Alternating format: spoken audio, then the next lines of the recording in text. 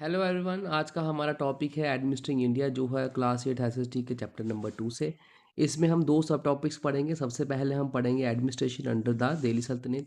उसके बाद हम पढ़ेंगे द मुगल एडमिनिस्ट्रेटिव फ्रेमवर्क। ठीक है, तो सबसे पहले शुरू करते हैं हम administration under under the Delhi सल्तनत की। दिल्ली सल्तनत के दौरान एडमिनिस्ट्रेशन जो था वो किस तरीके का था। ठीक है, तो दिल्ली सल्तनत ने एक ऐसा पॉलिटिकल सिस्टम इंट्रोड्यूस कर रखा था, ठीक है, जो कि सुल्तान के अराउंड सेंटर था।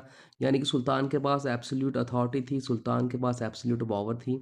और सुल्तान जो था वो पॉलिटिकल और मिलिट्री हेड हुआ करता था। ठीक है, और सुल्तान की कुछ ड्यूटीज़ होती थी, जैसे कि टेरिटरीज को डिफेंड करना, फीस और टैक्सेस को कलेक्ट करना, लोगों के साथ टच में रहना, लोगों की कंडीशन को समझना, पर्सनल कांटेक्ट रखना उनके साथ। ठीक है, और ये सारे काम सुल्तान करवाता था काउंसिल ऑफ मिनिस्टर्स की हेल्प से। ठीक है, जिनको अलग अलग डिपार्टमेंट्स के चार्ज दिया करता था सुल्तान। उसके बाद एक अलग से एडमिनिस्ट्रेशन इंस्ट्रूमेंट लेकर आए थे दिल्ली सल्तनत, वो था एकता सिस्टम। ये एकता सिस्टम लेकर आया था स्लेव डायनेस्टी का दूसरा सुल्तान, जिसका नाम था सुल्तान इल्तुतमिश। ये कुतुबुद्दीन ऐबक का सक्सेसर था। ठीक है, इस सिस्टम में क्या हुआ करता था, जो नोबल्स हुआ करते थे दिल्ली सल्तनत के, यानी कि जो इलीट क्लास हुआ करती थी, जो क्लोज हुआ करते थे सुल्तान के, उनको टेरिटरीज असाइन कर दी जाती थी। ठीक है, और जब किसी नोबल को टेरिटरी असाइन कर दी जाती थी, उस नोबल को कहते थे इक्तादार। ठीक है, अब जब टेरिटरीज असाइन कर दी जाती थी नोबल्स को, वो नोबल्स उस टेरिटरी से टैक्स कलेक्ट कर किया करते थे, अपने एक्सपेंडिचर माइनस करते थे, अपनी सैलरी वहाँ से निकालते थे, और जो रिमेनिंग अमाउंट होता था वो सुल्तान की ट्रेजरी में डिपॉजिट कर दी जाती थी। और ये जो अमाउंट था इसको यूज़ किया जाता था आर्मी को मेंटेन करने के लिए। इस सिस्टम ने क्या किया, एक नेटवर्क ऑफ लोकल एडमिनिस्ट्रेटर्स को इसने जन्म दिया। ठीक है, जो कि बहुत लॉयल हुआ करती थी सेंट्रल अथॉरिटी को, यानी कि सुल्तान को लॉयल हुआ करती थी।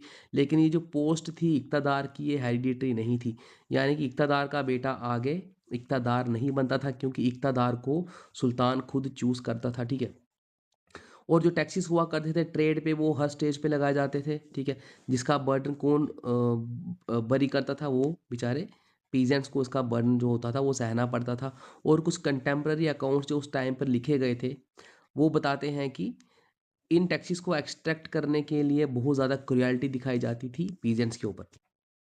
तो ये था एडमिनिस्ट्रेशन अंडर द दिल्ली सल्तनत। अब हमारा इसका जो नेक्स्ट सब टॉपिक है वो है कि मुगल एडमिनिस्ट्रेटिव फ्रेमवर्क, कि मुगल एम्पायर के अंडर एडमिनिस्ट्रेशन किस प्रकार की थी। ठीक है, कहता है कि aiming at greater control and efficiency, की ग्रेट अच्छा कंट्रोल और एफिशिएंसी लाने के लिए अकबर ने क्या किया, अपनी जो एडमिनिस्ट्रेटिव मशीनरी थी उसको रीऑर्गेनाइज किया, यानी कि दोबारा से उसको रीऑर्गेनाइज किया। अकबर दीवान लेकर आया, मीर बख्शी लेकर आया, खाने समन और सदर की पोस्ट अकबर ने क्रिएट की। अब दीवान का काम क्या था, दीवान took care of finances, finance ही देखता था दीवान। मीर बख्शी क्या करता था, मीर बख्शी looked after military matters, and जो खाने समन था वो था इंचार्ज किसका था, पब्लिक वर्क्स का, ट्रेड इंडस्ट्री और एग्रीकल्चर का इंचार्ज था कौन था, खाने समन।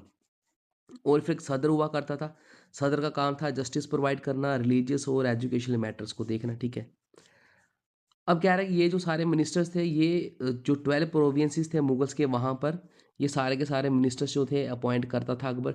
यानी कि अगर एक दीवान है एक सूबा का, तो टोटल 12 सूबे थे, तो कितने 12 सूबे में हो गए 12 दीवान। उसी तरीके से 12 मीर बख्शी हो गए 12 सूबास में, 12 खाने समन हो गए, और 12 सदर हो गए 12 प्रोविंसेस में मुगल अम्पायर की। ठीक है, और उसके बाद क्या हुआ करता था, चेक्स और बैलेंस का भी यहाँ पर था, कि ये सारे जो थे एक दूसरे को चेक करते थे, लेकिन काम में इंटरफेयर बिल्कुल नहीं करते थे। जबकि एक दूसरे को चेक करते रहते थे कि रूल्स फॉलो हो रहे हैं, काम अच्छे से हो रहा है या नहीं हो रहा है। और जो विलेज लेवल पे गवर्नमेंट थी उसको बिल्कुल भी नहीं छेड़ा गया, वो अनडिस्टर्ब ही रख दी गई, उसको वैसे ही छोड़ दिया गया। ठीक है, उसके बाद अकबर लेके आया मनसबदारी सिस्टम। ठीक है, अब मनसबदारी सिस्टम क्या है ये देखते हैं। अबू फैजल ने रिकॉर्ड किया, जिसने एनी अकबरी लिखी थी। ठीक है, वो डिस्क्राइब करता है कि मनसबदार क्या थे, यानी कि जो ऑफिसर थे अकबर एडमिनिस्ट्रेशन के, उन्हें कहा जाता था मनसबदार। और मनसब होता था rank, according to rank mansabdar हुआ करते थे, जहाँ पर इनका काम था कि एक प्रिसाइज नंबर, यानी कि इनको एक पर्टिकुलर नंबर दे दिया जाता था कि आपने इतने एलिफेंट्स को अरेंज करना है, हॉर्सेस को अरेंज करना है, कैमल्स को, और ट्रूप्स को अरेंज करना है स्टेट के लिए। और इससे क्या होता था, जो मनसबदार ये सारा काम करते थे, इससे ये होता था कि अगर एम्परर को शॉर्ट नोटिस पे आर्मी चाहिए, यानी कि इमीडिएट आर्मी अगर एम्परर को चाहिए, तो वो हर सूबा में से आर्मी को ले सकता था इमीडिएटली। ठीक है, उसके बाद क्या होता है, रेगुलर इंस्पेक्शंस होती थी जो ये इंश्योर करती थी कंप्लाइंस हो रहा है, यानी कि रूल एंड रेगुलेशंस फॉलो हो रहे हैं या नहीं हो रहे हैं, ऑर्डर्स को फॉलो किया जा रहा है या नहीं किया जा रहा है, ठीक है। अब मनसबदार को सैलरी क्या दी जाती थी, मनसबदार को भी लैंड असाइन कर दिया जाता था जिसे बोला जाता था जागीर, और उस जागीर से मनसबदार टैक्स वसूलता था जो कि उसकी सैलरी हुआ करती थी। और जब मनसबदार को जागीर दे दी जाती थी उस मनसबदार को कहते थे जागीरदार। हमने दिल्ली सल्तनत में देखा कि इक़्तिदार को अपॉइंट करता था सुल्तान, जिनका काम होता था टैक्स कलेक्ट करना और सुल्तान की ट्रेजरी में डिपॉजिट करना। और वैसे ही मनसबदार का काम क्या होता था कि आर्मी को मेंटेन करना, precise number of horses camels को मेंटेन करना, और इनको सैलरी दी जाती थी जागीर के रूप में, ठीक है।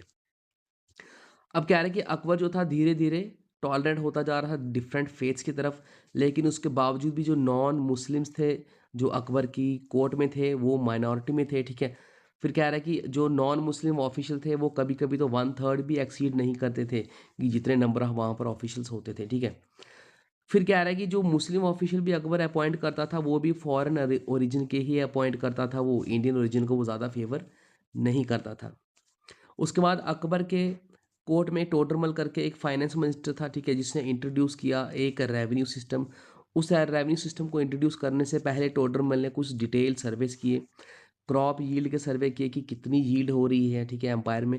उसके बाद क्रॉप के प्राइसेस क्या हैं, इस इंफॉर्मेशन के बेसिस पे उसने क्या किया, प्राइसेस का पर्टिकुलर क्रॉप्स का पर्टिकुलर प्राइस उसने डिटरमाइन किया, ठीक है।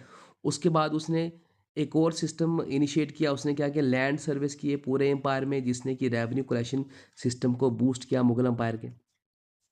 उसके बाद कह रहा है we will see a different kind of administration, हम एक अलग तरीके की एडमिनिस्ट्रेशन देखेंगे, दैट ऑफ मराठास, जो है मराठास की, अगले चैप्टर में हम देखेंगे इसको, ठीक है।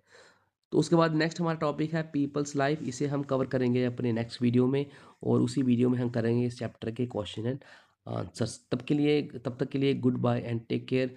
चैनल को सब्सक्राइब कीजिए, वीडियो को लाइक कीजिए, अगर वीडियोस पसंद आ रही हैं तो प्लीज़ कमेंट्स में ज़रूर बताएं।